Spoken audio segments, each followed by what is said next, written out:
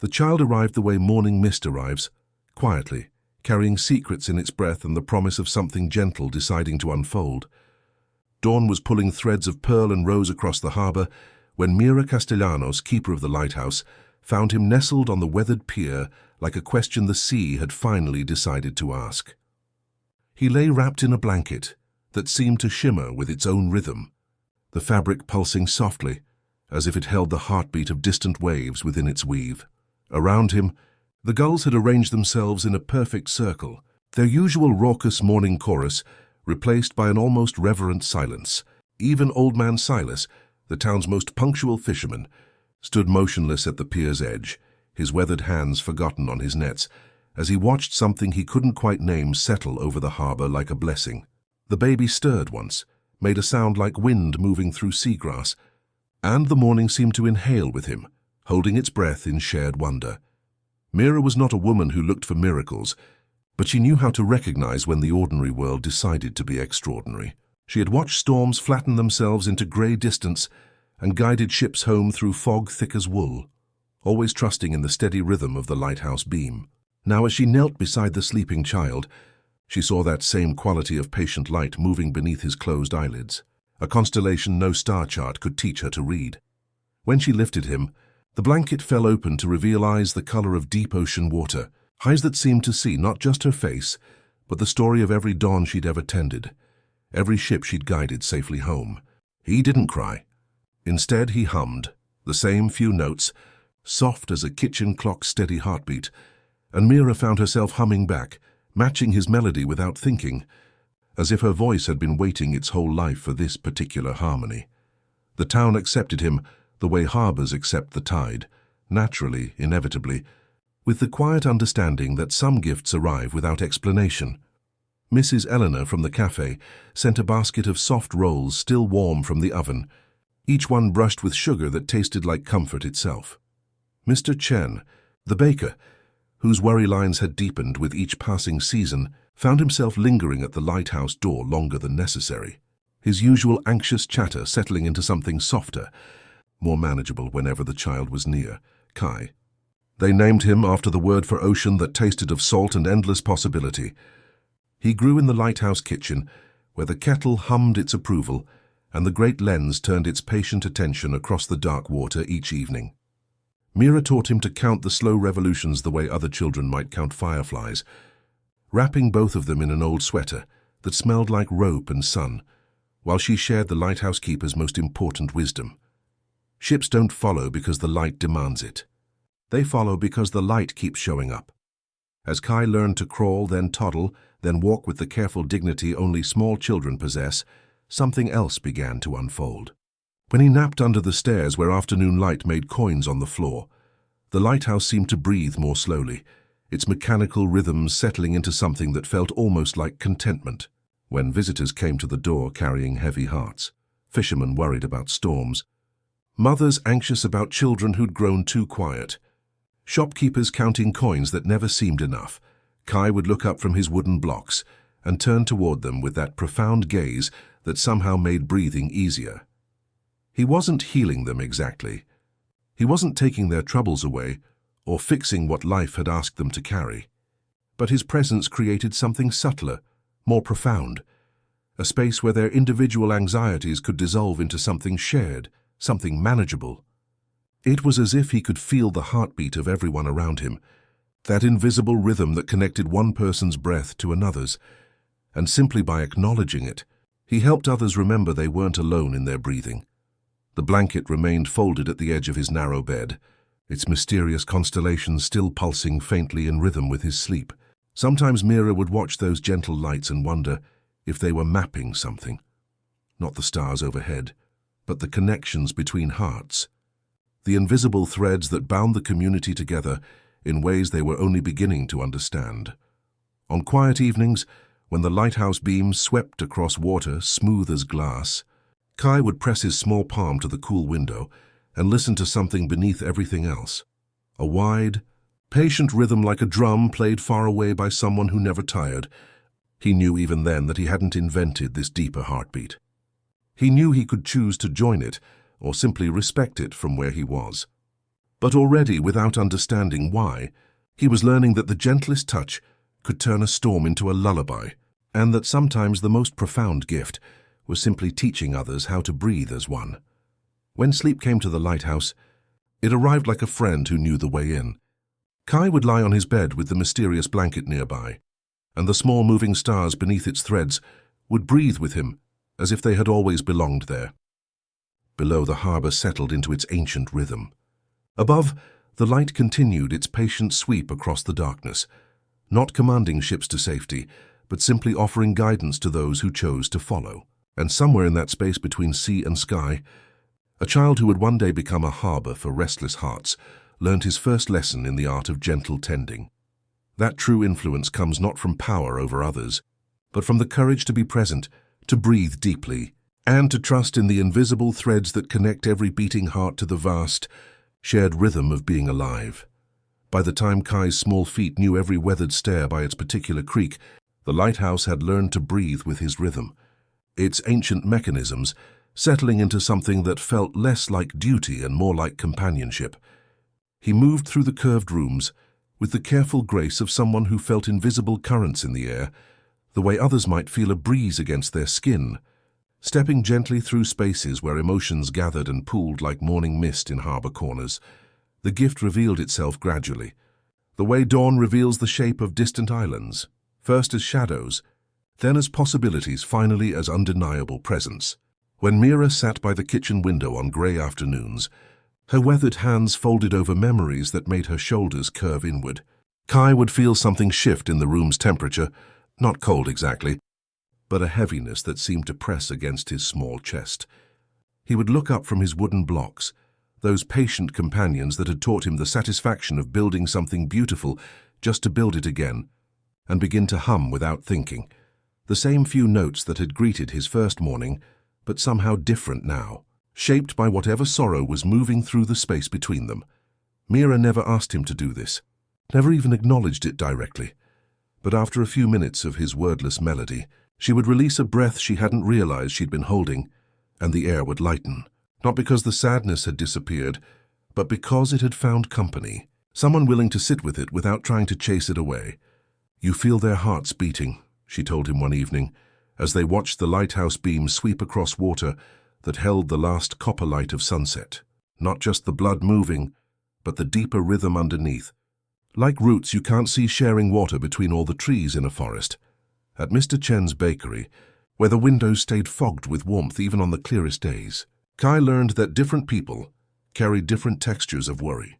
The baker's anxiety felt sharp and quick, like sand blown by sudden wind, concentrated around his hands as he kneaded dough with movements that spoke of sleepless nights and bills that arrived faster than the money to pay them.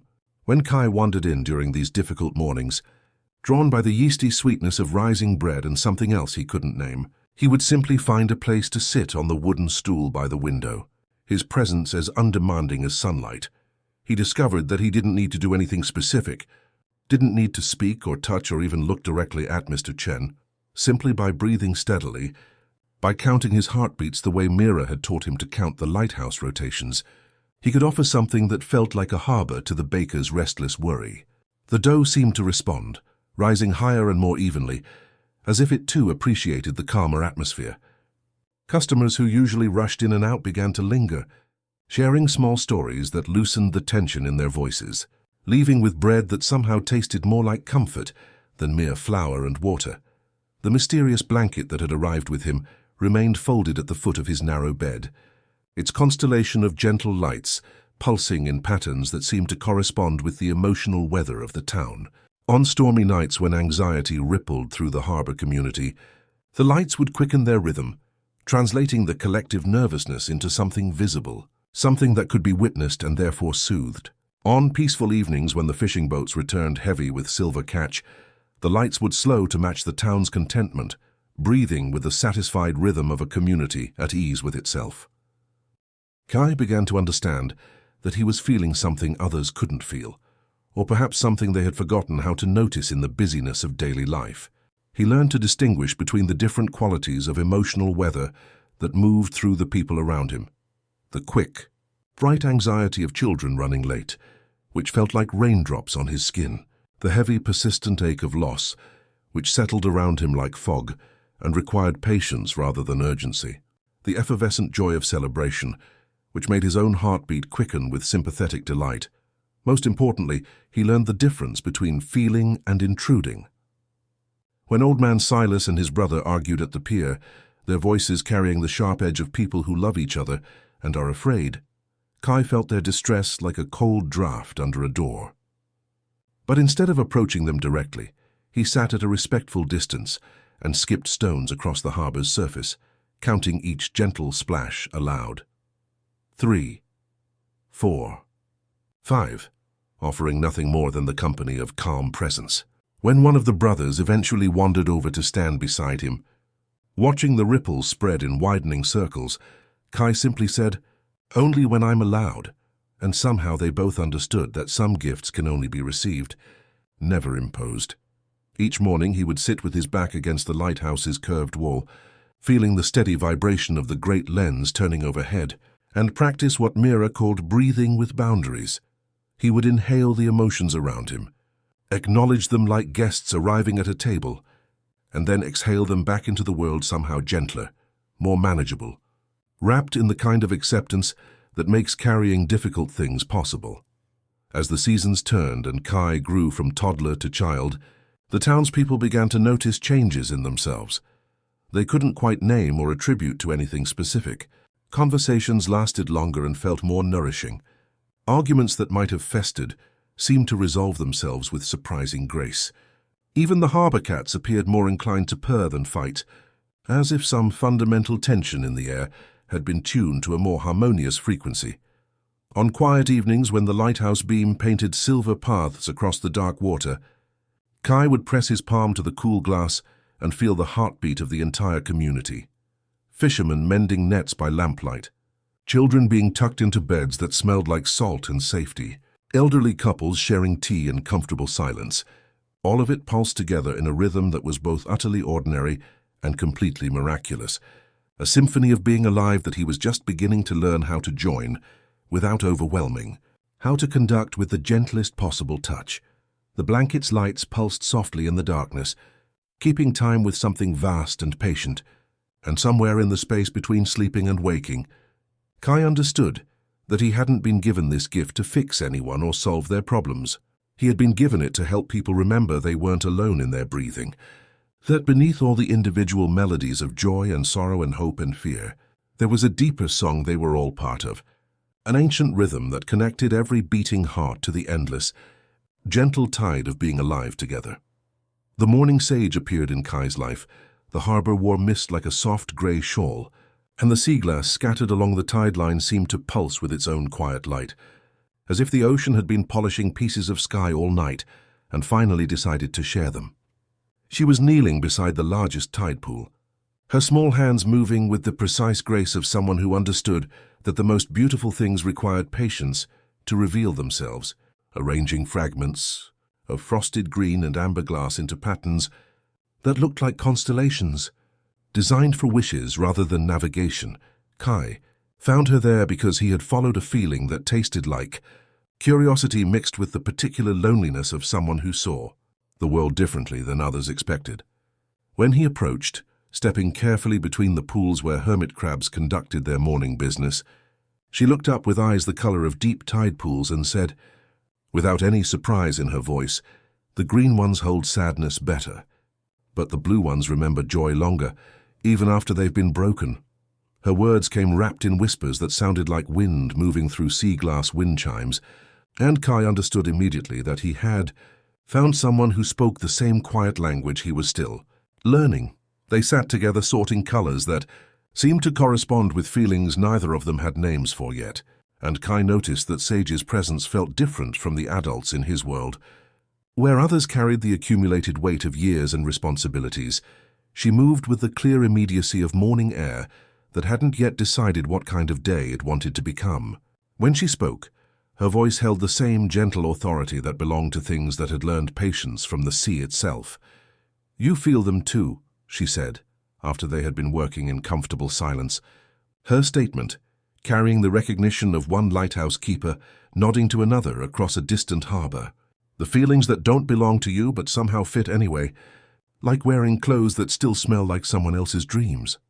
Kai nodded, understanding exactly what she meant, though he had never heard his gift described with such perfect accuracy. Their shared ability revealed itself the way most important discoveries do in childhood, through play that didn't know it was teaching them anything profound. When they found a young gull with a damaged wing sitting motionless on the rocks, radiating the sharp, bright panic of a creature, unable to do the thing that defined it, they simply sat on either side of it at a respectful distance, not trying to touch or fix, just breathing in rhythm with each other until the bird's desperate energy began to settle into something more manageable. Sage hummed while Kai counted heartbeats, and somewhere in the space between her melody and his steady rhythm, the gull found enough calm to let them examine its wing without the thrashing that would have made healing impossible. They fashioned a small splint from smooth driftwood and dried seaweed, working together with the focused patience that comes naturally to children who have learned to listen to things that speak without words. When they returned 3 days later, the gull was gone, but in its place they found a perfect piece of amber sea glass, honey-colored and warm to the touch even in the cool morning air. "We don't fix," Sage explained, holding the amber glass up to catch the light. "We just sit with them until they remember they were always whole, even with the hurt being part of them now." Kai felt this truth settle in his chest like a key finding its lock, understanding that this was what he had been doing instinctively, with Mira's sadness and Mr. Chen's worry, not taking the feelings away but creating space where they could rest and transform in their own time.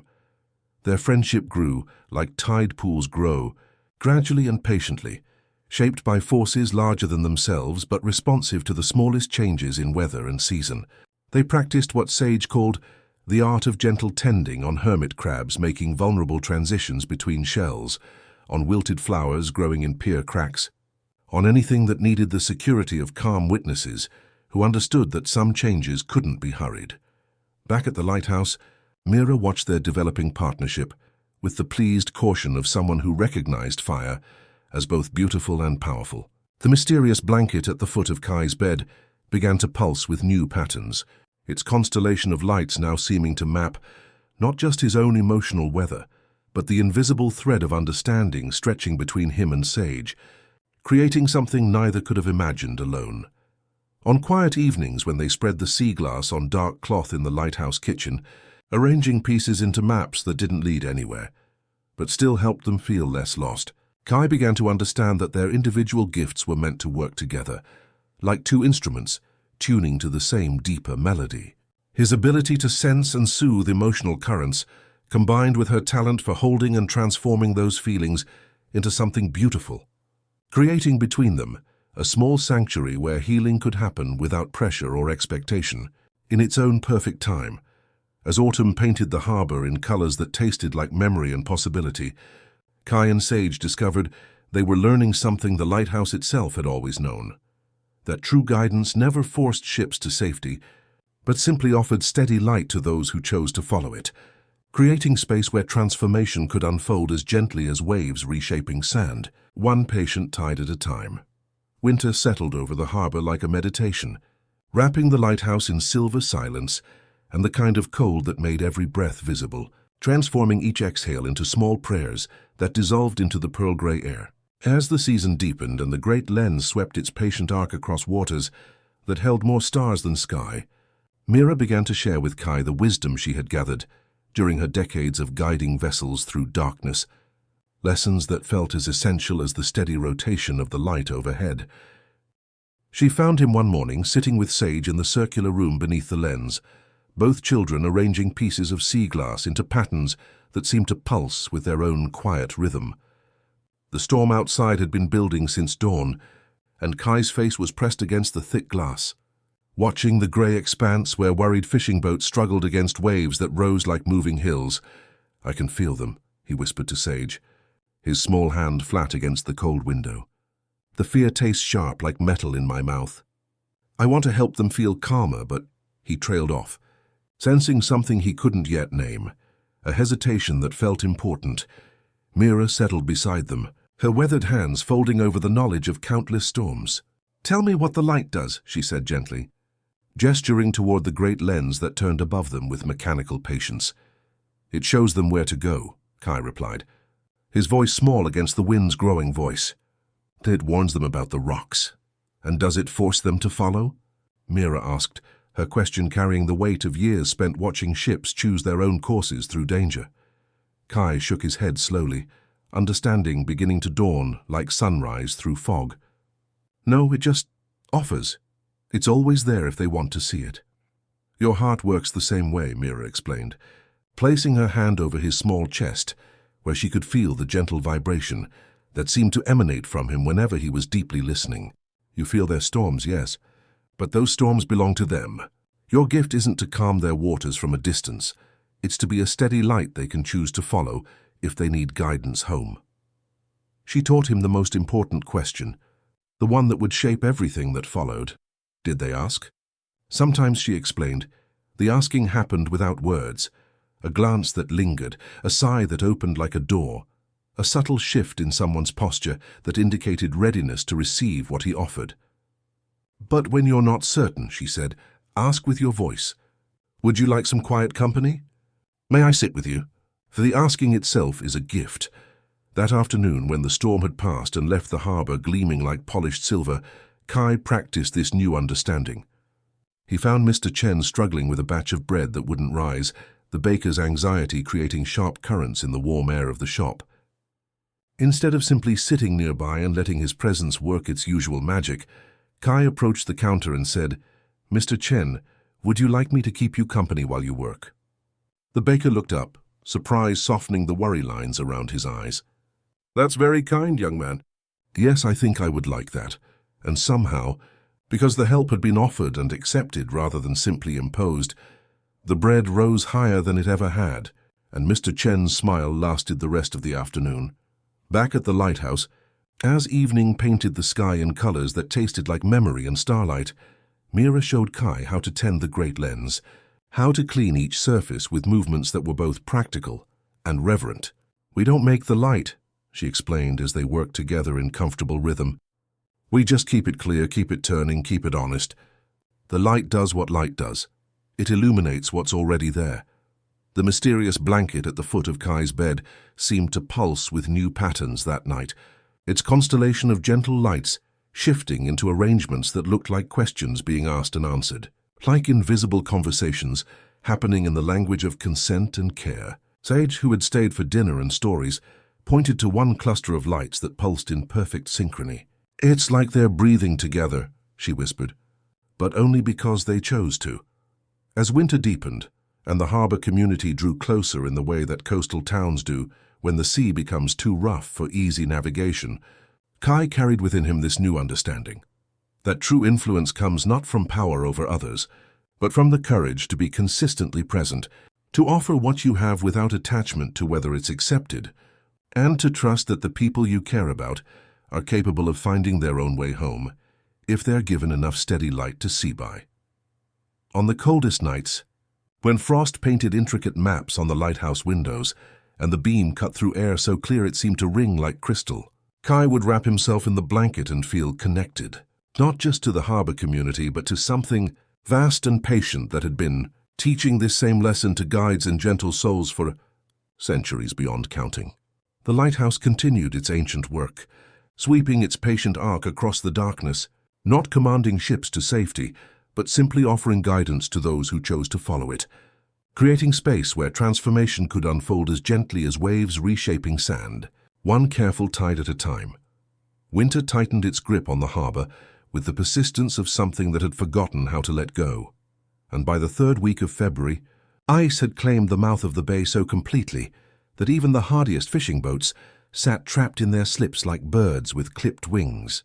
The town's rhythm, usually measured by the coming and going of vessels heavy with silver catch, stuttered and stalled into something that felt more like holding breath than breathing, and Kai felt the collective anxiety building in his chest, like pressure before a storm. He woke each morning to the taste of metal in his mouth, the sharp flavor of fear that had nowhere to spend itself. The mysterious blanket at the foot of his bed pulsed with erratic patterns, its constellation of lights flickering in rhythms that spoke of a community's shared distress, threatening to tear apart the invisible threads that had always held them together. Even the lighthouse itself seemed to vibrate with a frequency that made his breathing shallow, as if the building's ancient stones were trying to absorb too much emotional weather at once. At Mr. Chen's bakery, conversations that had once flowed like gentle streams now crashed against each other, with the desperate energy of people who needed someone to blame for circumstances beyond anyone's control. Customers who had lingered for years over morning coffee now grabbed their purchases and hurried away, as if staying too long might contaminate them with someone else's desperation. The bread itself seemed affected, rising unevenly despite Mr. Chen's careful attention, as if the very air had become too heavy with worry to lift properly. Kai found himself overwhelmed in ways he had never experienced before. Individual sorrows he could sit with, personal anxieties he could help transform through patient presence. But this collective distress felt like trying to hold the ocean in his cupped palms. "There's too much," he confessed to Mira one evening as they watched the lighthouse beam sweep across ice that reflected their light back in fractured pieces. "I can feel everyone's fear at once, and it's so loud I can't hear the deeper rhythm underneath anymore." Mira nodded with the understanding of someone who had guided vessels through countless storms. "This is when the light matters most," she said quietly, her weathered hand finding his shoulder. "Not when the weather is calm and the path is clear, but when the waves are high and the shore seems impossible to find. But remember what we learned about asking permission, even from the storm itself." The idea came to him gradually, like dawn revealing the shape of familiar islands. What if, instead of trying to absorb everyone's individual anxiety, he could create a space where the community could choose to breathe together, to share the weight, without anyone being required to carry it alone? He thought of Sage's wisdom about sitting with rather than fixing, of Mira's lessons about offering light without forcing ships to follow it.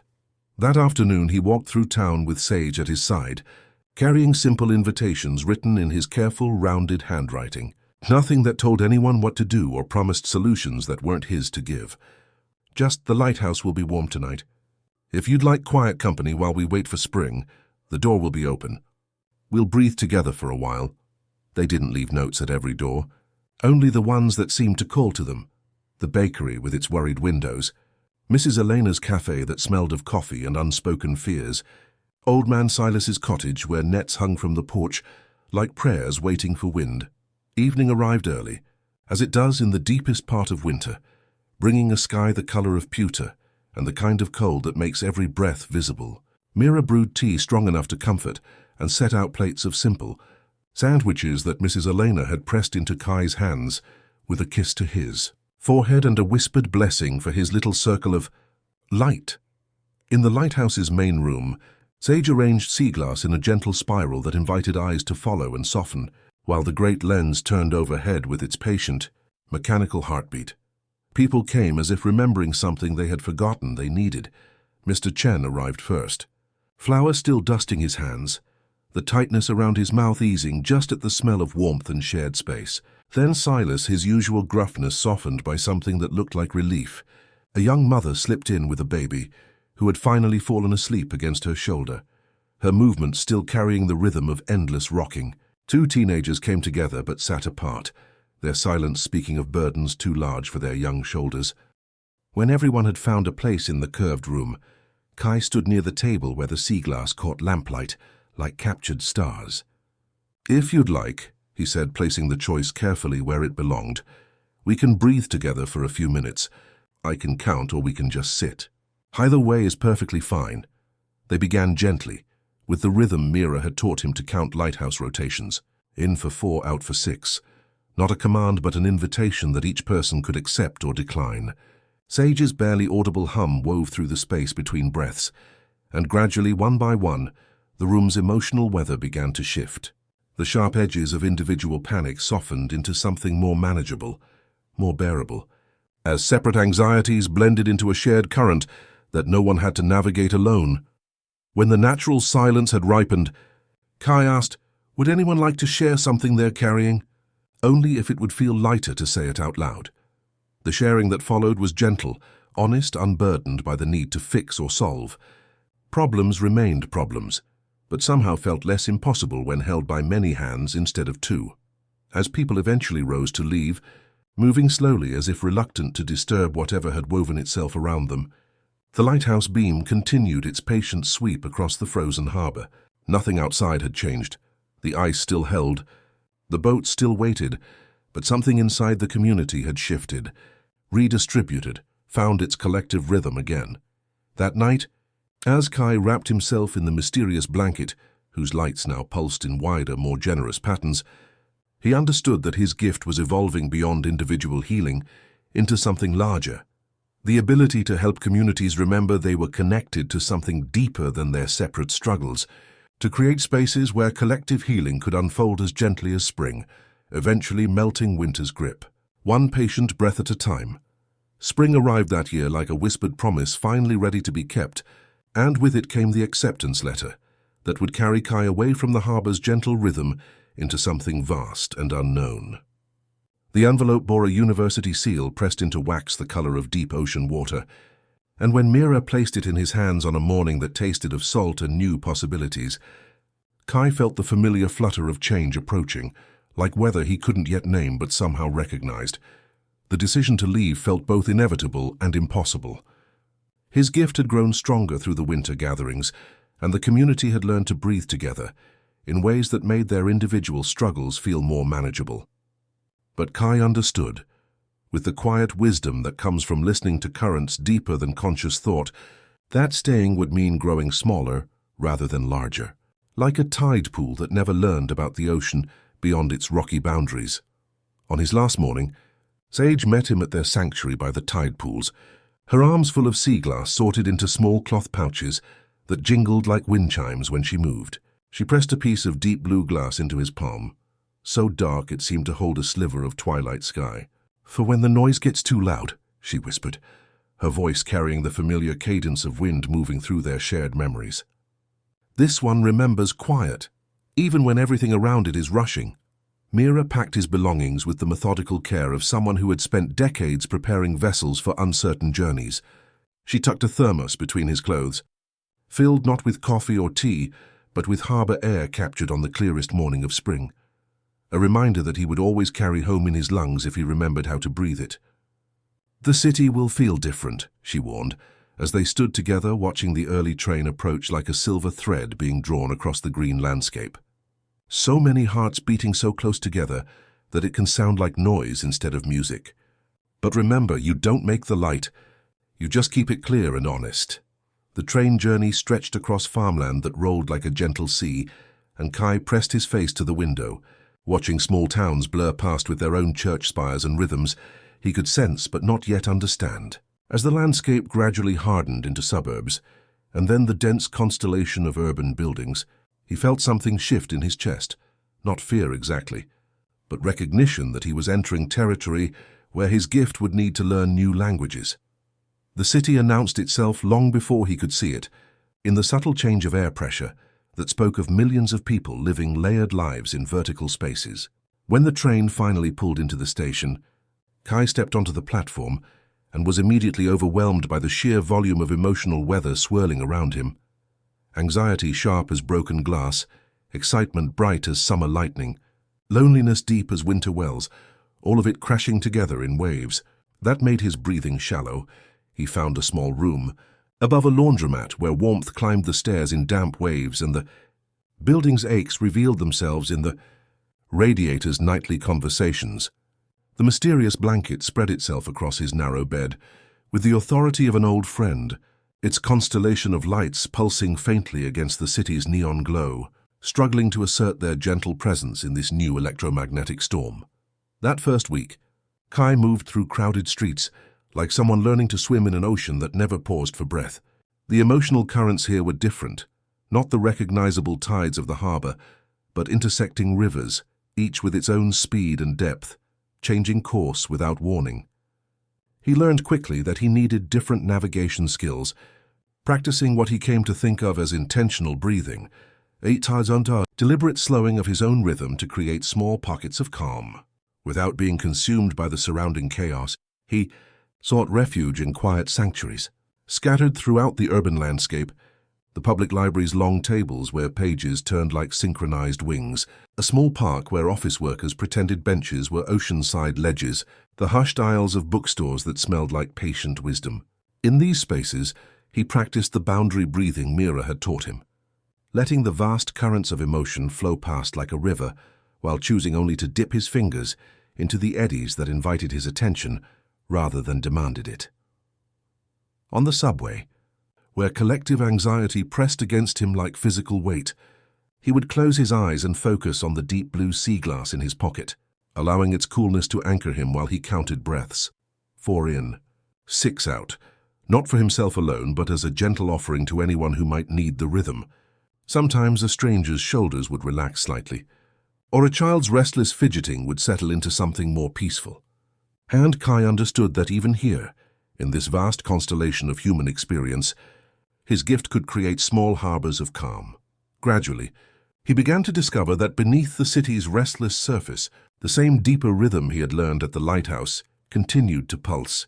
It revealed itself in unexpected moments, the focused attention of a street artist painting a mural, the shared laughter between friends over steaming coffee, the quiet determination of a musician whose melody seemed to soften the edges of everyone's hurried day. These glimpses reminded him that even in the most crowded spaces, people were still seeking connection, still breathing together in ways they might not even recognize. As autumn painted the city in colors that tasted like memory and possibility, Kai wrapped himself each evening in the familiar comfort of his blanket and practiced creating his own lighthouse in this vertical ocean. He breathed in the city's restless energy, acknowledged it like weather passing through, then exhaled it back into the world somehow gentler, more manageable. The work was the same as it had always been, not to fix or control, but simply to offer steady light to those who chose to follow it, one patient breath at a time. The coffee shop revealed itself to Kai the way morning light reveals familiar coastlines, gradually and with the gentle insistence of something that had always been waiting to be discovered. He found it on a Tuesday, when autumn rain painted silver patterns on windows that seemed to hold their own quiet conversations, and the moment he stepped through the door that announced arrivals, with a brass bell's contented sigh, he knew he had found another kind of lighthouse in this vast urban ocean. The air inside tasted of cardamom and vanilla, of coffee beans roasted to perfect darkness, and the particular warmth that comes from watching storms from behind safe glass. Behind the counter, someone moved with the fluid grace of water finding its most nourishing path, their fingers stained with paint in blues and greens that spoke of landscapes only they could see. When they looked up from crafting foam art that resembled clouds more than leaves, their eyes held the same depth. Kai had learned to recognize in Sage's gaze the particular quality of someone who saw beneath the surface of ordinary things. "You carry the sea in your pocket," they said without preamble, noticing the way Kai's hand instinctively found the deep blue sea glass that had become his anchor in the city's emotional storms. Their voice carried the warmth of coffee beans and something deeper, a recognition that made Kai's breathing settle into a more comfortable rhythm. "I'm River," they added, and Kai understood immediately that the name wasn't coincidence but truth. They moved through the small space like water, filling spaces that needed filling, flowing around obstacles with patient persistence. River had been running the coffee shop for 2 years, they explained while crafting Kai's drink, with movements that felt more like meditation than commerce, and had noticed something they couldn't quite name happening to the people who spent time there. "They arrive all sharp edges and tight shoulders," River said, settling beside him at a table worn smooth by countless conversations. But after a while, something shifts. They start talking to strangers, sharing tables without being asked, leaving tips that are too generous for people who probably can't afford generosity. Kai sipped his tea and felt the familiar recognition of finding his tribe. The same sensation he'd experienced when Sage had first spoken about sea glass and the different ways it held light. Around them, the coffee shop hummed with a contentment that felt almost visible, conversations unfolding with the unhurried rhythm of people who had remembered they weren't racing against time but moving with it. Customers lingered despite having finished their drinks, their shoulders visibly relaxing, their voices dropping into gentler registers. As the days shortened and Kai's visits became as regular as the lighthouse beam's patient rotation, He began to understand that River had been unconsciously creating what he and Sage had learned to do intentionally. River's presence radiated the same quality of gentle attention that made breathing easier, and the space itself had become a harbor where the city's restless energy could settle into something more sustainable. They began working together without discussing it, River crafting drinks that seemed to carry comfort. In their steam, while Kai found his usual table by the window and practiced the boundary breathing that created small eddies of calm in the shop's emotional atmosphere, he would breathe with intention, 4 counts in, 6 counts out, allowing his own steady rhythm to become a gentle invitation that others could choose to accept or ignore, the way ships could choose to follow a lighthouse beam or chart their own course. The changes were subtle, but undeniable. Students discovered they could study there for hours, without the anxiety that plagued them elsewhere. Office workers found themselves lingering over lunch, returning to their desks with lighter steps and clearer minds. Even the most hurried customers seemed to pause at the threshold, as if crossing into a space where rushing felt unnecessary. River painted in the early mornings before opening, and their canvases began to reflect the shop's growing reputation as a place where difficult things became more manageable. Their brushstrokes captured the particular light that filtered through rain-cleaned windows, the way steam rose from cups held by hands that had learned to be still, the quiet conversations that happened between strangers who had discovered they weren't as alone as they'd believed. It's like we're creating a small ecosystem. River observed one evening as they cleaned up together, their movements efficient but unhurried, not forcing anything to grow, just providing the right conditions and trusting that life knows how to find its way. Kai nodded, understanding that this was exactly what Mira had taught him about lighthouse keeping, not commanding ships to safety, but offering steady light to those who chose to follow it. The coffee shop became known throughout the neighborhood, not through advertising, but through the quiet whispers of satisfied customers. You have to try the Ember, someone might say. It's not just the coffee, it's the feeling. The mysterious blanket in Kai's small room began to pulse with new patterns, its constellation of lights now seeming to map not just his own emotional weather, but the invisible network of calm that was spreading from the coffee shop into the surrounding streets, carried home by customers who didn't quite understand why they felt lighter but were grateful for the gift nonetheless.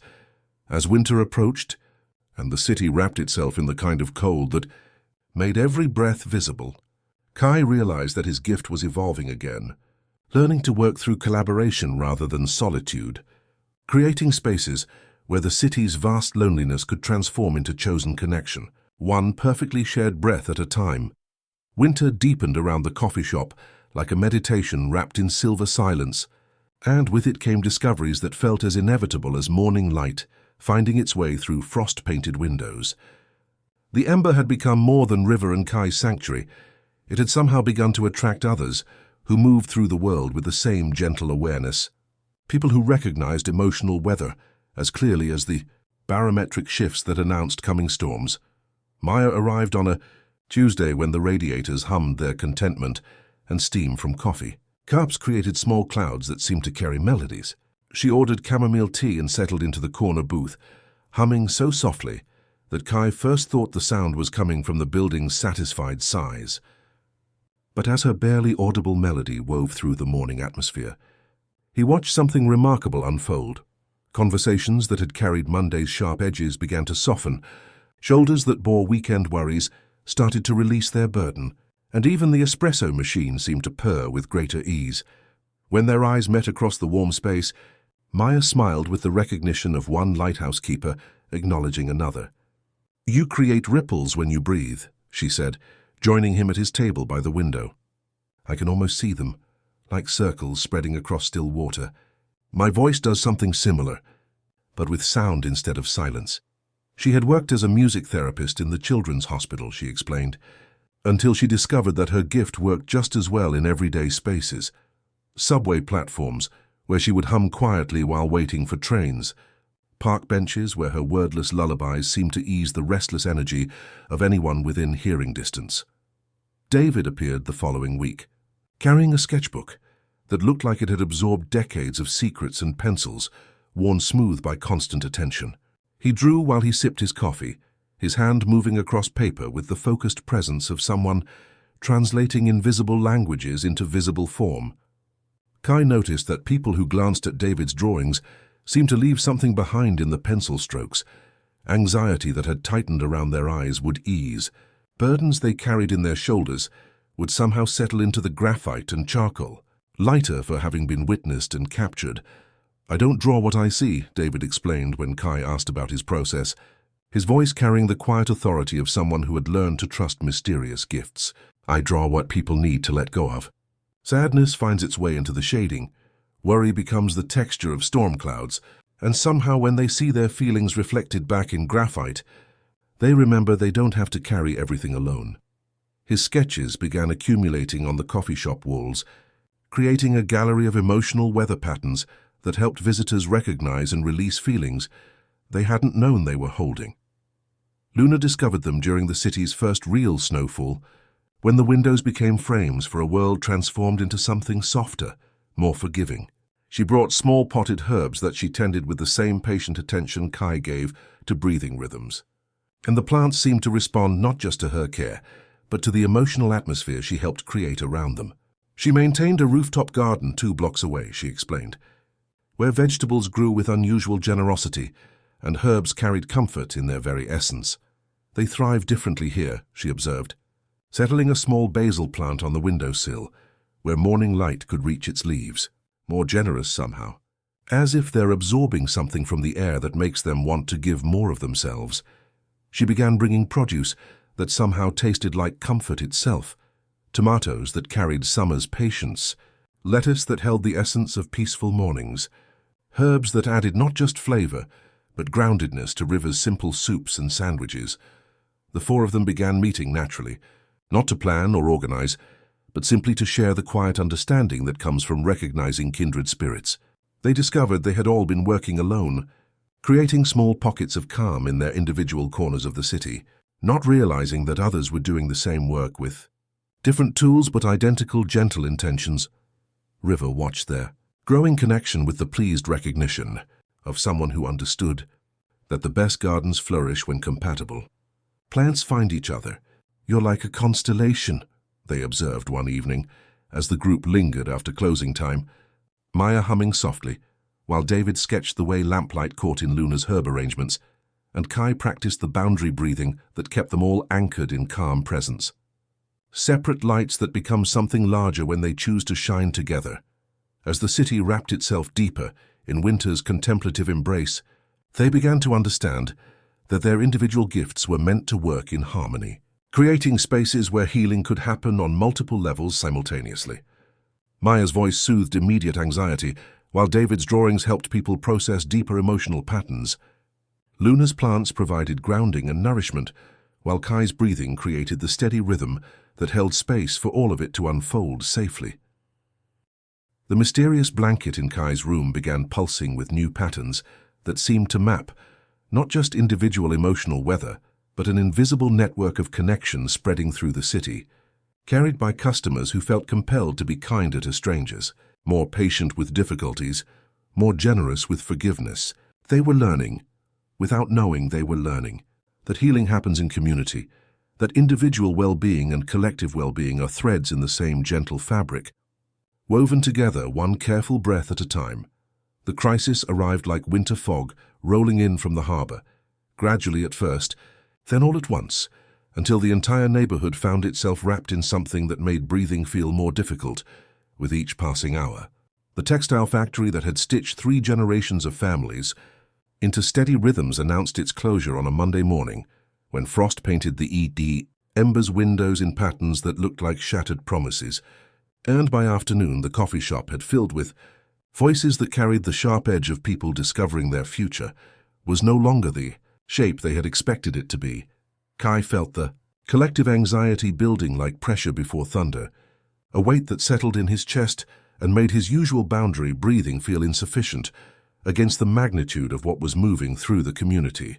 The anger was different from anything he had encountered before, not the manageable worry of individuals facing personal struggles, but the raw, electric fury of people who felt betrayed by systems they had trusted to provide stability and meaning. River moved through the crowded space with their usual fluid grace, but Kai noticed the tension in their shoulders, the way their paint-stained fingers trembled slightly as they crafted drinks for customers whose conversations had turned sharp and brittle. Maya's gentle humming seemed to fracture against the harsh edges of voices raised in frustration, while David's sketches captured storm clouds so dark they seemed to absorb light rather than reflect it. Even Luna's herbs appeared to wilt slightly, as if the emotional atmosphere had become too heavy for their delicate systems to process. "We can't just breathe this away," Kai confided to his friends after the last customer had left, and they sat surrounded by the debris of a day that had tested all their gentle methods. "The hurt is too big, too justified. People need to feel their anger, not have it soothed away before they've had a chance to understand what it's trying to tell them." He thought of Mira's lighthouse wisdom, how the beam never forced ships to safety, but offered guidance to those who chose to follow it. What if instead of trying to calm the storm, we help people navigate through it together? Maya nodded, her voice carrying the wisdom of someone who had learned to distinguish between healing and suppression. "At the hospital, we never tried to stop children from crying about their pain. We just sat with them until the tears were finished and they were ready to figure out what came next." She looked around the coffee shop that had become their sanctuary. "Maybe that's what the neighborhood needs, not to feel better, but to feel together." The idea that emerged from their conversation felt both revolutionary and ancient, like remembering something the ocean had always known about, carrying vessels through dangerous waters.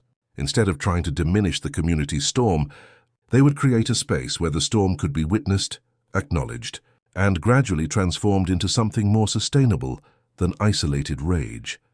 River offered the ember for an evening gathering, clearing away the small tables to create room for circles of chairs that invited conversation rather than consumption. David designed simple flyers that somehow managed to convey invitation without manipulation. "Your voice matters.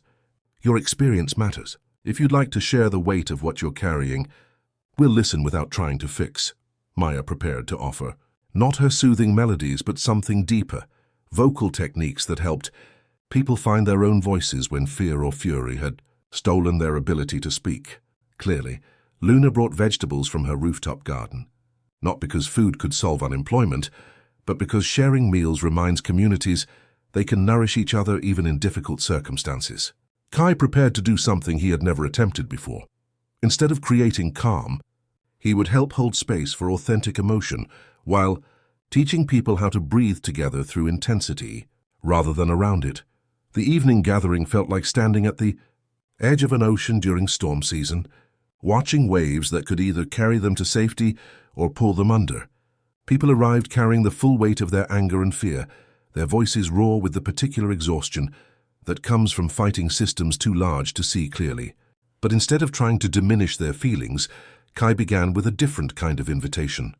"What if we started by breathing with our anger instead of despite it?" he suggested, his voice steady enough to be heard but gentle enough not to command, not to make it go away but to give it room to tell us what it knows. He guided them through breathing that acknowledged rather than suppressed. That created space for fury to exist without consuming everything in its path. Maya helped people find words for feelings that had been too large for language, her voice offering not comfort but courage, the particular kind of bravery required to speak truth even when truth feels dangerous. David sketched while people talked, his drawings capturing not just individual stories, but the patterns that connected everyone's experience, helping them see their personal struggles as part of a larger picture that made sense even when individual pieces felt chaotic. As the evening deepened and voices began to find their rhythm, something remarkable began to happen. The anger didn't disappear, but it transformed from isolated rage into collective strength, from individual powerlessness into shared determination. People who had felt alone in their fear discovered they were part of a community that could think together, plan together, support each other through the difficult work of rebuilding something better than what had been lost. When someone suggested meeting at the old rec center the following evening to organize more formally, Kai felt a familiar flutter of recognition. Would it help if we offered the same kind of space there? He asked, not presuming to lead but offering his gift as one tool among many. Not to manage the meeting, but to help everyone breathe together while you figure out what comes next. The community meeting that followed felt like watching democracy remember how to work. Under fluorescent lights that buzzed with electric impatience, Kai helped facilitate, not by controlling the conversation, but by creating rhythm, moments of collective breathing that allowed heated discussions to find their center, pauses that let wisdom emerge from the spaces between words. Maya's voice guided people toward speaking from their hearts rather than their fears, while David's drawings helped the group see their individual struggles as part of a larger pattern that could be addressed through collective action. By evening's end, they had not solved the crisis, but they had transformed it from a disaster happening to them into a challenge they could face together. Committees formed organically around shared skills and resources. Plans emerged for job training, childcare cooperatives and mutual aid networks. The union representative who had arrived with prepared talking points left with a notebook full of community-generated ideas and a commitment to advocate from the ground up rather than the top down. As people dispersed into the night, air that somehow felt warmer than the weather accounted for, Kai realized their small network was ready to expand beyond the ember's walls. In the days that followed, he found himself drawn to the city's libraries, creating small pockets of calm among students struggling with academic pressure. Maya began visiting hospital waiting rooms, her gentle humming easing the sharp anxiety of people facing medical uncertainty. David sought out parks where his sketches could reflect the hidden emotional weather of solitary city dwellers. Luna tended forgotten patches of green space, her plants somehow offering groundedness to anyone who paused to notice their quiet thriving. The mysterious blanket in Kai's room began pulsing with patterns that seemed to map not just individual emotional weather, but an invisible network of connections spreading through the city, carried by people who had learned they were stronger together than apart. They were not building an organization or advertising their services. They were simply showing up wherever healing was needed, offering light to those who chose to follow it, one courageously honest breath at a time. On quiet evenings, when the lighthouse beam of memory painted silver paths across his consciousness, Kai understood that his gift had evolved again, learning to facilitate not just individual healing, but the kind of collective transformation that happens when communities remember. They have always been capable of catching each other when falling feels inevitable, of breathing together through storms that seem too large for anyone. Person to weather alone, the changes began the way. Morning light begins so gradually that no one could say exactly when darkness became dawn, only that the world had somehow grown gentler while they weren't paying attention. The phrase that had emerged from their community gathering spread through the neighborhood like a familiar melody, hummed from one person to another. "Would you like some quiet company?" It appeared on handwritten notes tucked into library books, whispered at bus stops when someone's hands shook with more than cold, shared between parents whose children had learned that asking permission was itself a gift. Kai felt the shift in the city's emotional weather, like a sailor sensing favorable winds after months of storm.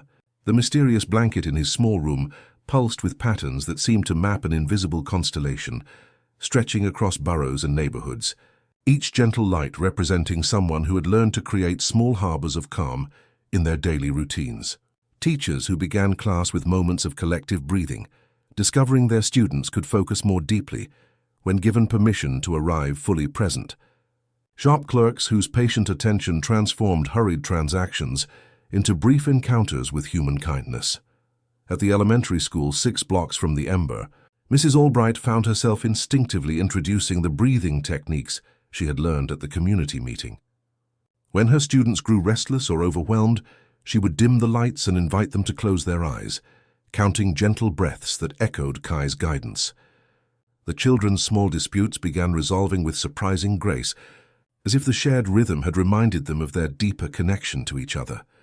Maya's work had expanded beyond the Ember's walls into subway platforms, where her barely audible humming seemed to ease the sharp edges of rush-hour aggression. Commuters who had forgotten how to acknowledge strangers found themselves offering seats to elderly passengers, sharing newspapers, helping lost tourists navigate confusing transfers. Her melodies wove through underground tunnels like invisible threads, connecting individual islands of stress into something more manageable, more human. David's sketches had evolved into community art therapy, his drawings appearing on bulletin boards in laundromats and waiting rooms throughout the city. People would study his graphite interpretations of their collective emotional weather and feel less alone in their struggles, recognizing personal storms reflected in broader patterns that made sense even when individual experiences felt chaotic. His art had become a mirror that helped communities see themselves with greater compassion.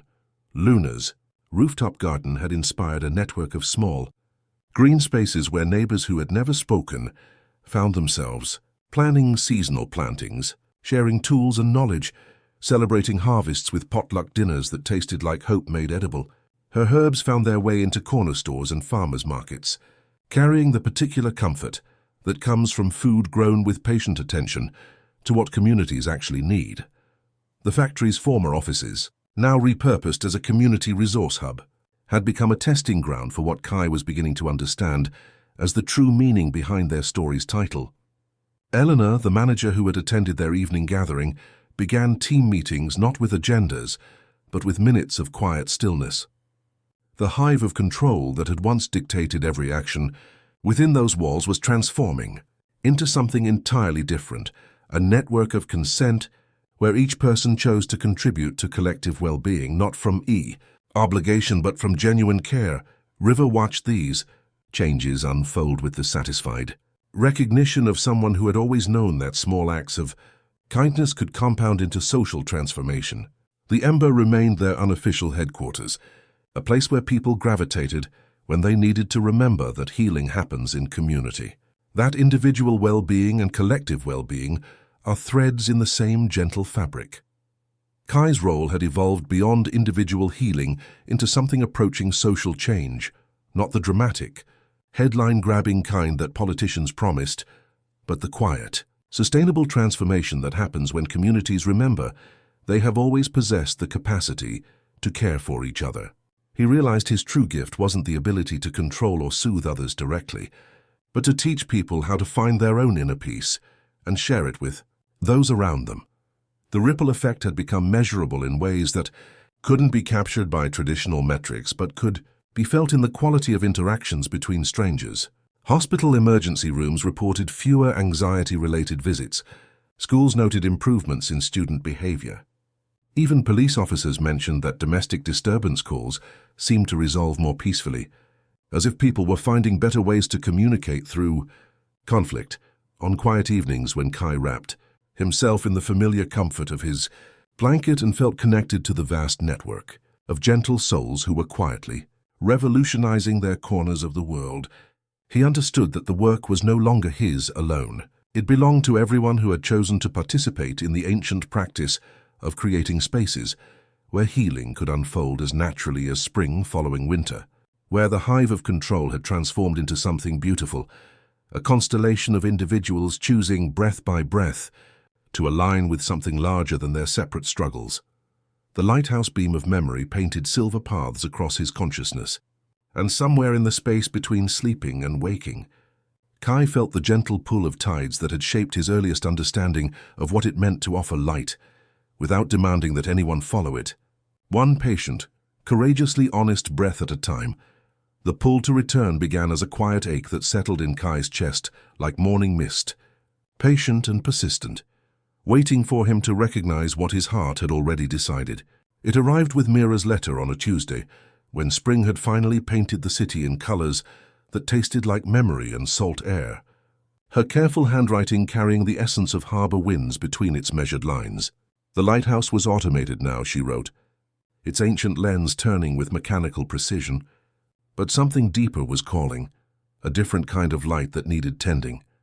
A space where the breathing techniques and gentle guidance he had learned to facilitate could take root in the soil that had first taught him to listen. River found him by the ember's window, the letter folded in his hands like a map, to a destination he had always known he would eventually choose. "The harbor is calling you home," they observed, settling beside him with tea that steamed like small prayers in the morning light. "I can see it in the way you're holding that paper, like it contains the answer to a question you've been carrying without knowing it." Their decision to join him came without hesitation, spoken with the certainty of someone who had always understood that the most profound work happens where water meets sky, where ancient rhythms teach patience to restless hearts. The farewell gathering at the ember carried the bittersweet quality of seeds being scattered to fertile ground. Maya's voice therapy had found its way into hospitals throughout the city.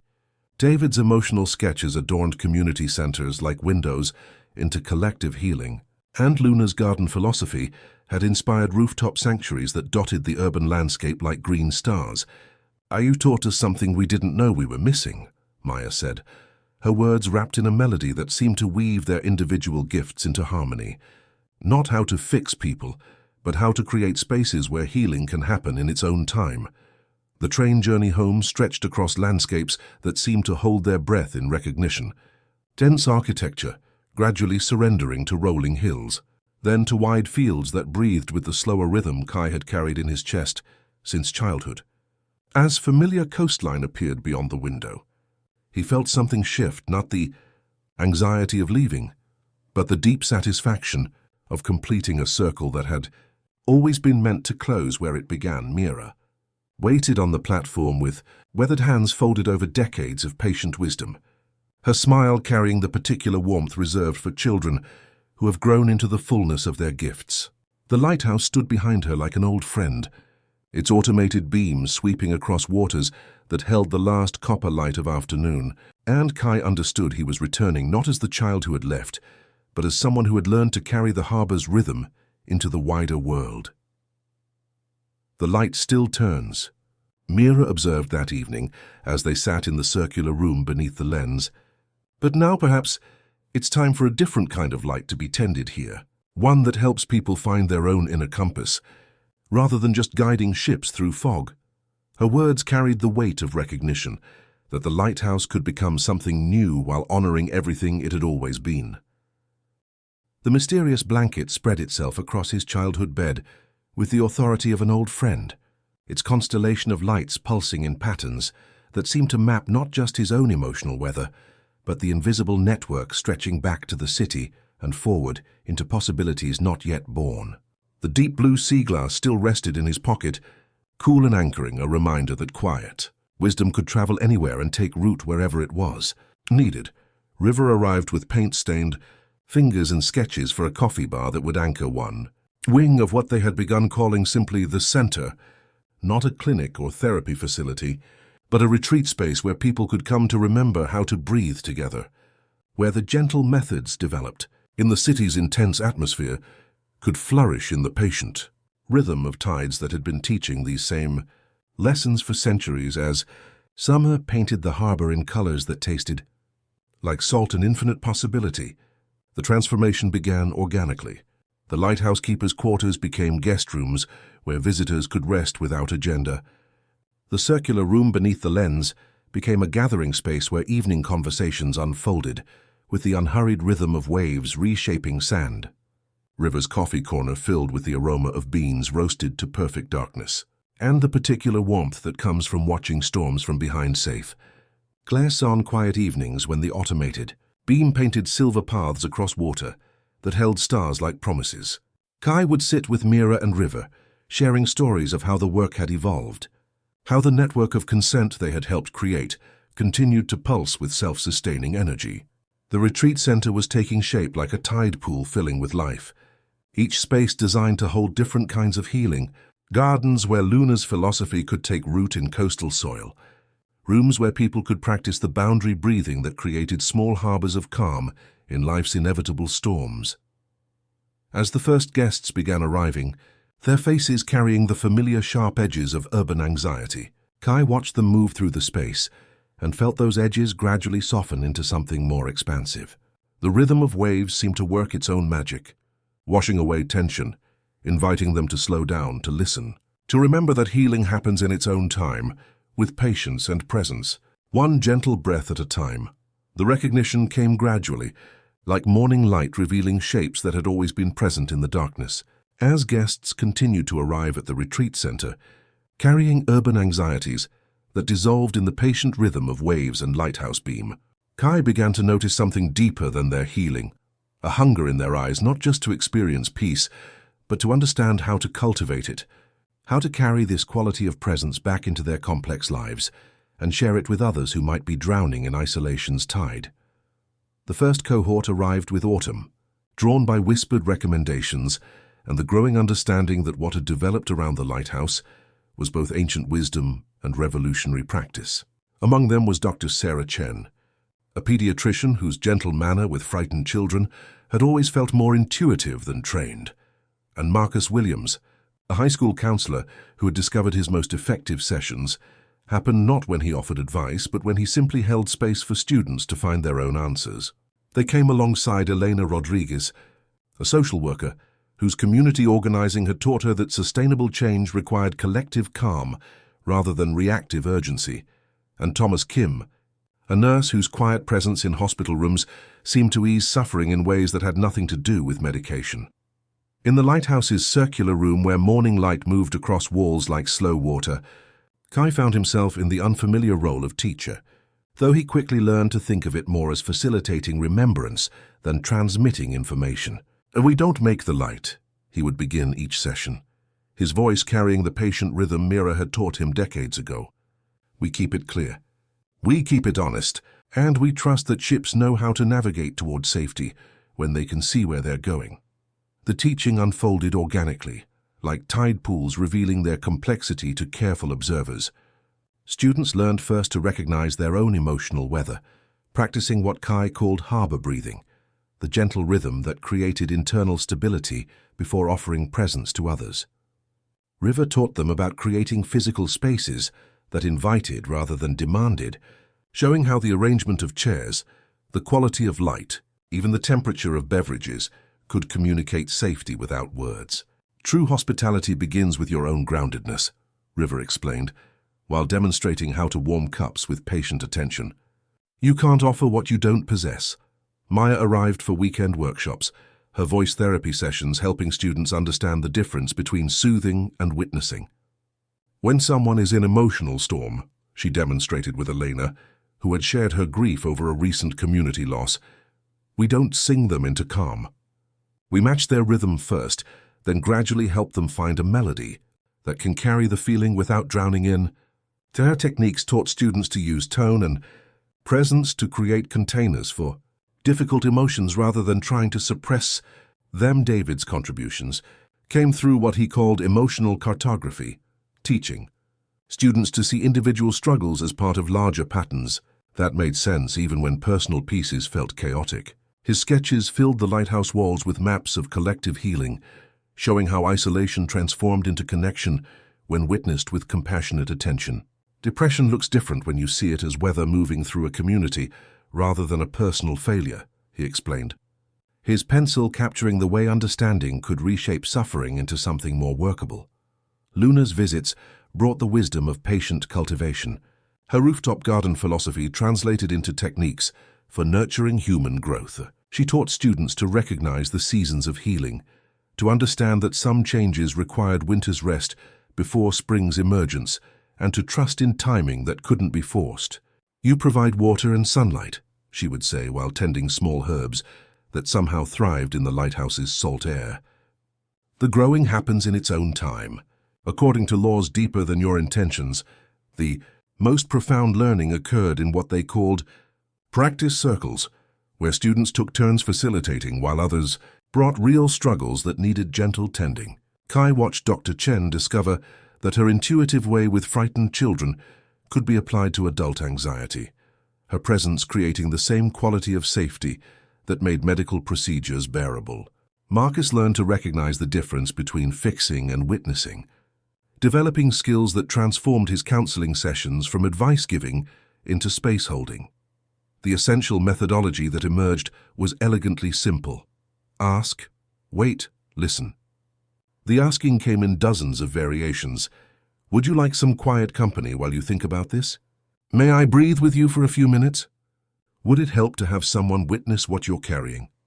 Each question carrying the fundamental recognition that healing could only be received, never imposed. The waiting required patience, counting lighthouse rotations twice before speaking again, leaving space for authentic response rather than polite compliance. The listening involved noticing not just words but posture, breath, the subtle lean that indicated doors opening or closing. Students practiced with phrase cards that carried soft edges rather than sharp interventions. Should we pause here? Would you like to breathe together for a minute? Do you want reflection or just presence? They learned the harbor check, a minute of shared quiet at the beginning of any gathering, long enough to notice internal weather before sailing into words. Most importantly, they practiced stepping back as a skill rather than failure, learning to say, "I'm not the right person for this, but I can help you find who is," and feel their worth expand rather than contract. As winter settled over the harbor like a meditation, the students began developing their own applications of the core principles. Dr. Chen created breathing protocols for pediatric wards that helped both children and families navigate medical anxiety. Marcus designed peer counseling programs where students learned to facilitate healing circles for each other. Elena developed community organizing techniques that helped groups make decisions from collective wisdom rather than reactive fear. Thomas transformed his hospital presence, bringing profound witnessing to patients' final journeys and helping families find solace in shared silence. The mysterious blanket in Kai's room began pulsing with patterns that seemed to map an invisible network, stretching across continents. Each gentle light representing someone who had learned to create small harbors of calm in their daily work. Letters arrived describing how the practices had taken root in unexpected places. A librarian, whose story time had become gentle meditation. A bus driver, whose presence somehow made morning commutes feel less frantic. A grocery clerk whose patient attention turned checkout lines into brief encounters with human kindness. On quiet evenings, when the lighthouse beam swept across water that held winter stars like promises, Kai would sit with River, Mira, and visiting friends, sharing stories of how the work continued to evolve. Each cohort brought new insights, new applications, new ways of understanding that the methods they taught were not techniques to be applied, but qualities of presence to be embodied. "You're not creating followers," Mira observed one evening as they watched snow fall like blessings on the harbor. "You're helping people remember capacities they already possessed, like lighthouse keepers learning to tend lights that were always burning." Her words carried the satisfaction of someone who had watched a child grow into the fullness of their purpose. The retreat center had become more than a training facility. It was a living laboratory where ancient wisdom about community healing met modern understanding of trauma and resilience. Students learned to work with individuals and groups to facilitate healing in crisis situations and everyday interactions, always with the fundamental understanding that true influence comes not from power over others, but from the courage to be present, to breathe deeply, and to trust in the invisible threads that connect every beating heart to the vast, patient rhythm of being alive together. As spring approached and the first cohort prepared to return to their communities, Kai felt the deep satisfaction of seeds planted in fertile ground. The network of consent they had helped create was no longer dependent on any individual. It had become self-sustaining, carried forward by people who understood that healing happens in community, that the most profound revolution is often the quietest one, spreading one gentle breath at a time through ordinary interactions, transformed by extraordinary presence. The lighthouse continued its ancient work, no longer just guiding ships through fog, but teaching others to become beacons themselves, creating a constellation of gentle lights that stretched across the world like a promise that no one had to navigate their storms alone. The morning sage returned. To the harbor carried the particular quality of light that announces the arrival of something long awaited, and Kai found her exactly where their friendship had begun, kneeling beside the tide pools with her hands moving through sea glass arrangements that seemed to pulse with their own quiet rhythm. But where once her fingers had been stained with salt and wonder, now they bore the careful marks of scientific observation, and her eyes held the depth that comes from spending years listening to whale songs and watching coral reefs breathe in the patient rhythm of oceanic healing. "You've been teaching land dwellers what the ocean has always known," she observed, settling beside him on the familiar rocks where they had first discovered their shared language of gentle tending. Her voice still carried the whispered quality of wind moving through sea glass chimes, but underneath it now was something new. The authority of someone who had witnessed the planet's own methods of collective healing, documented in research stations and underwater laboratories scattered across distant seas. She had spent the intervening years studying marine biology, she explained while arranging pieces of frosted glass into patterns that seemed to map invisible currents.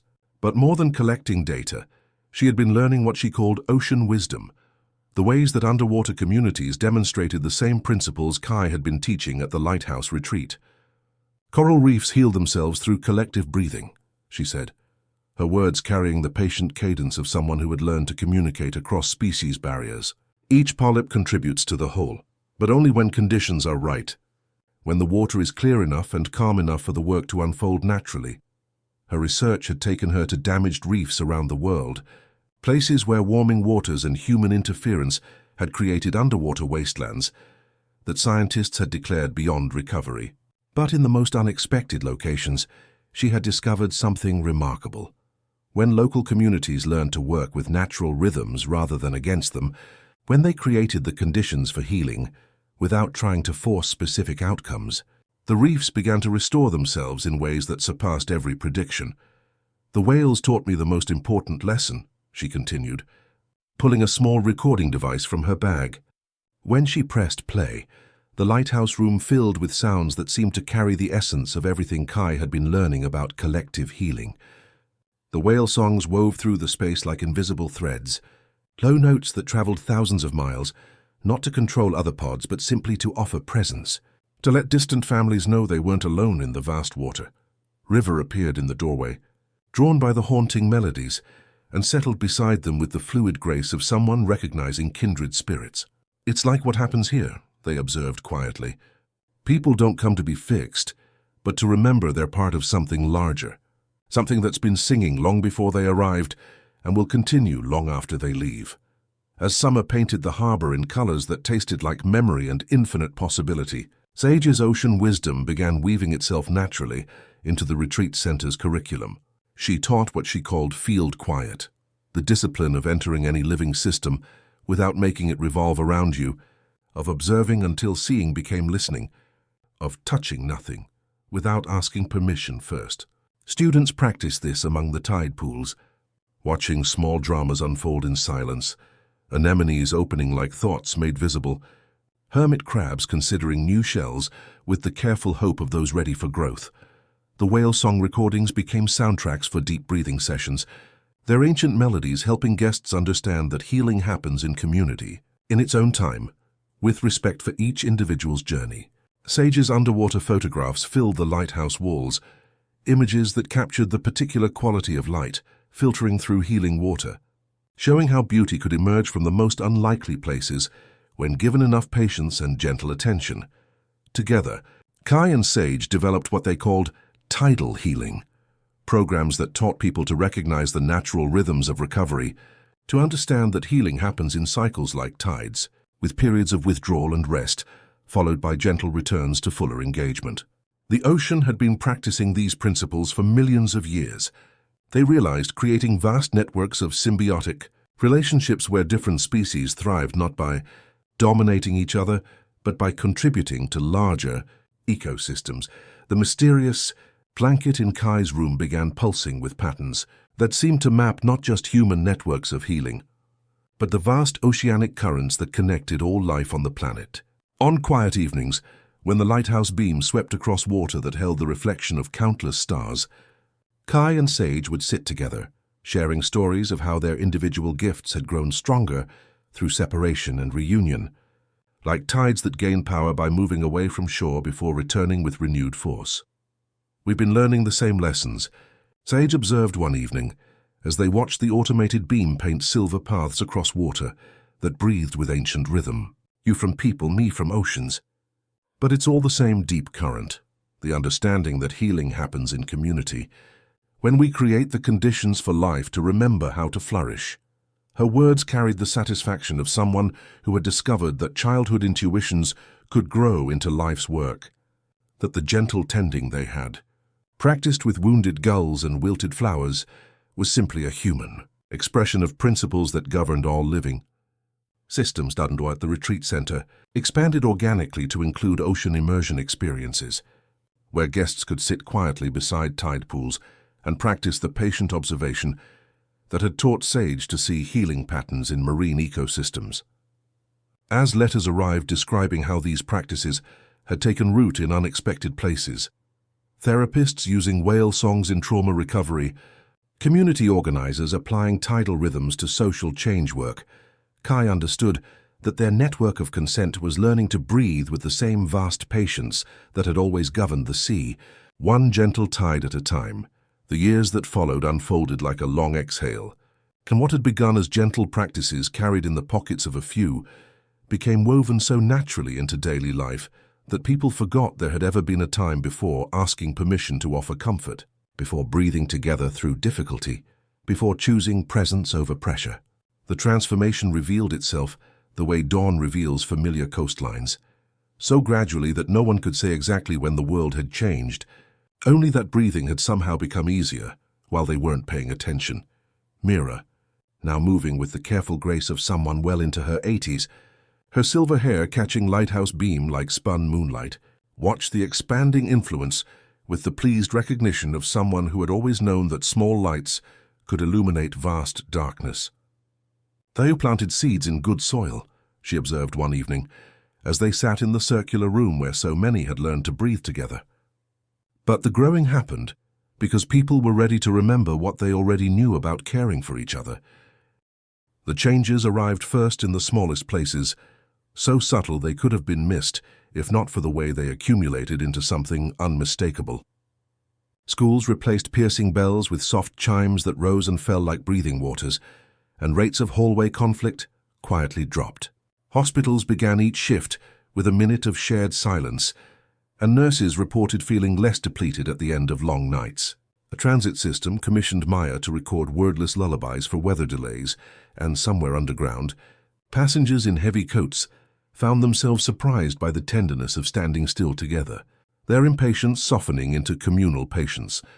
From distant cities came letters that felt like messages in bottles, each carrying news from shores where the practices had taken root in ways that surprised even their most optimistic expectations. Dr. Chen wrote from her pediatric ward, describing how children now asked for breathing time before difficult procedures.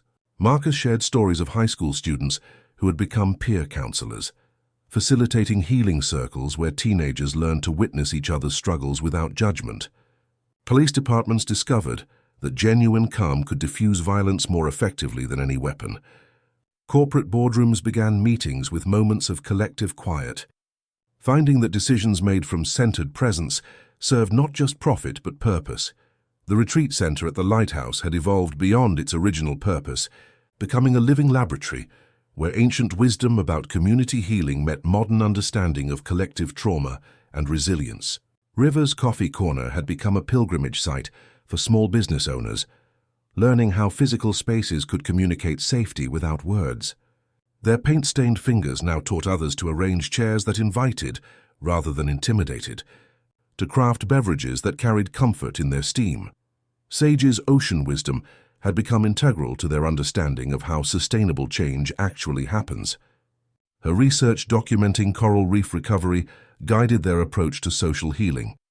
"I can't force an ecosystem to heal," she explained to new cohorts, her voice carrying the authority of someone who had witnessed planetary restoration.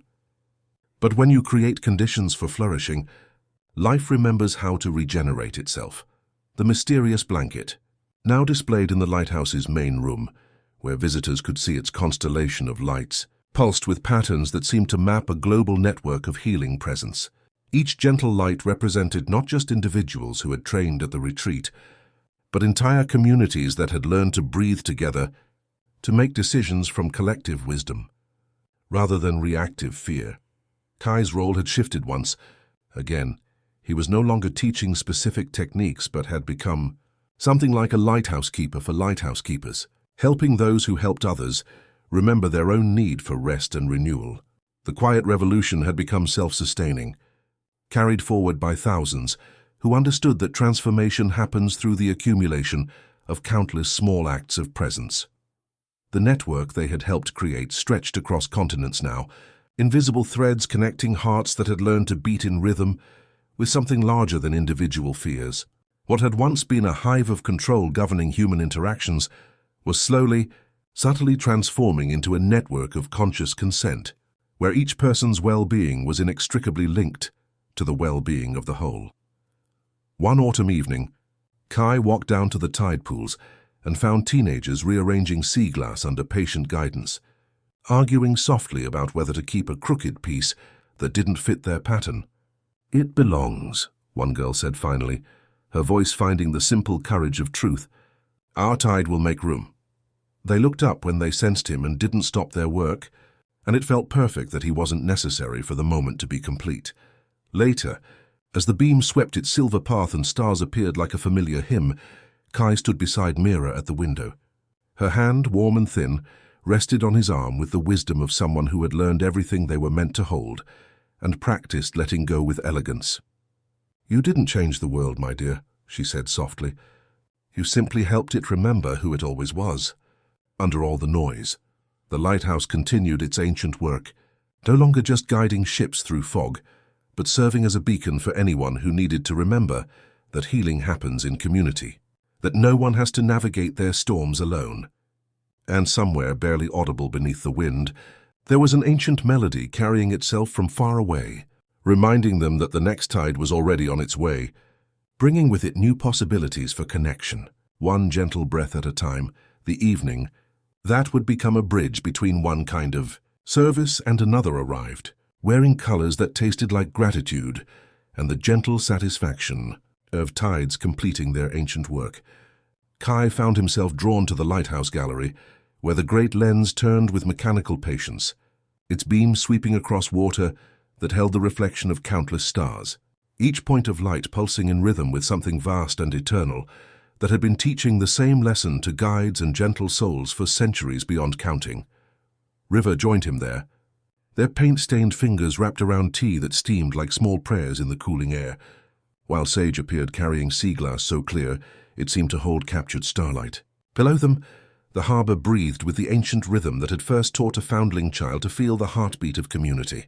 And around them, the lighthouse hummed with the satisfied contentment of a building that had fulfilled its deepest purpose.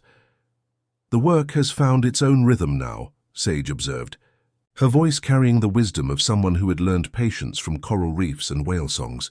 "Like the ocean healing itself, polyp by polyp, tide by tide. We just learned to listen to what was always there." She pressed the clear glass into Kai's palm, where it joined the deep blue peace that had anchored him through years of learning and teaching. Two small lighthouses he could carry anywhere. In the month since Mira had passed peacefully in her chair beneath the great lens, wrapped in salt air and the hint of a smile, the retreat center had continued to pulse with self-sustaining energy. The mysterious blanket now rested in the main room, where visitors could see its constellation of lights, no longer mapping individual emotional weather, but breathing with the slow, steady rhythm of a world remembering its own capacity for peace. Letters arrived daily like messages in bottles, each carrying news from shores where the practices had taken root. Children asking for breathing time before difficult conversations. Communities making decisions from collective wisdom rather than reactive fear. Strangers choosing kindness in the space between one breath and the next. "It's complete," Kai said softly. Not with sadness, but with the recognition of someone who understood that some gifts are meant to be given completely, without reservation or attachment to outcome. Not finished, the work is never finished, but complete, like a tide that has reached its highest point, and can trust the moon to carry it forward. As the night deepened and the lighthouse beam painted silver paths across water that seemed to breathe with the rhythm of every heart that had ever learned to beat in harmony with something larger than individual fear, Kai felt the familiar flutter of change approaching, but this time it carried no anxiety, only the gentle certainty of someone who had learned that true influence comes not from staying but from teaching others to become their own sources of light. The network they had helped create stretched across continents now, invisible threads connecting hearts that had learned to beat in rhythm with something larger than themselves. What had once been a hive of control governing human interactions had transformed into something beautiful, a constellation of individuals choosing, breath by breath, to align with the ancient wisdom that healing happens in community, that no one has to navigate their storms alone. River's voice joined Sage's in wordless harmony, their melodies weaving through the salt air like invisible threads, connecting every healing circle that had ever formed. Every moment when someone had chosen presence over pressure. Every quiet act of witnessing that had transformed suffering into something more bearable. Their song carried no words because it needed none.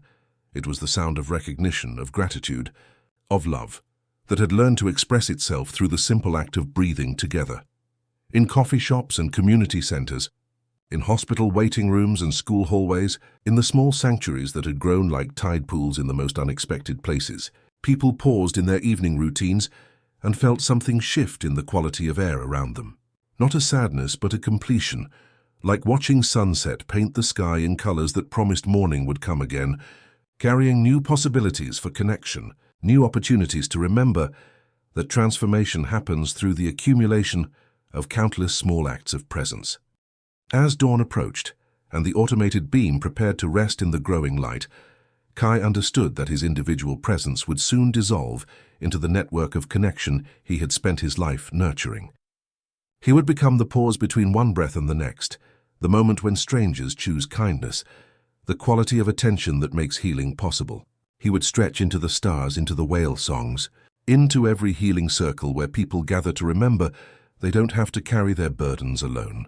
The lighthouse stood sentinel over waters that breathed with ancient wisdom, its beam no longer just guiding ships through fog, but serving as a reminder that healing happens in community, that somewhere in the vast ocean of human experience, there are always gentle souls learning to create spaces where transformation can unfold as naturally as spring following winter, one courageously honest, beautifully patient breath at a time.